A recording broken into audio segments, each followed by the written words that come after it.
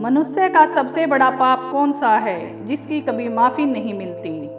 आचार्य चाणक्य को सबसे बड़ा रणनीतिकार माना जाता है, तो वहीं उनके उपदेश लोग जीवन में आगे बढ़ने के लिए और बहुत सारी मुसीबतों से बचने के लिए अपनाते हैं। चाणक्य नीति में माता पिता और संतान के रिश्तों को लेकर कुछ बातें बताई गई हैं। इसी रिश्ते पर आचार्य चाणक्य ने एक सवाल का जवाब दिया है।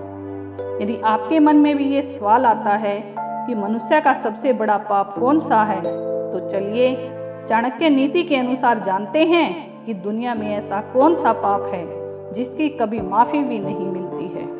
मनुष्य जीवन का सबसे बड़ा पाप। मनुष्य के सबसे बड़े पाप को लेकर चाणक्य नीति कहती है कि एक मनुष्य हथियार से ज्यादा अपने शब्दों से दूसरों को घायल कर सकता है।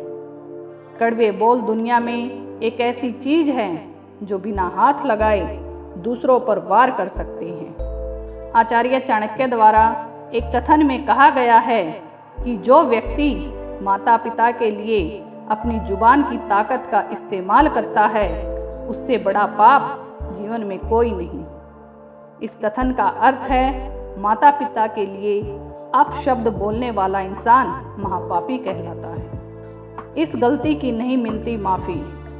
हमारे हिंदू धर्म में माता पिता को ईश्वर के समान बताया गया है। सभी माता पिता अपने बच्चों की खुशी के लिए पूरी जिंदगी झोंक देते हैं। अपने जीवन का हर पल कड़ी मेहनत कर उनके जीवन को सुख सुविधाओं से भरने में समर्पित कर देते हैं। पर संतान की ये एक गलती या कहे पाप माता पिता को जिंदगी भर का दुख देता है।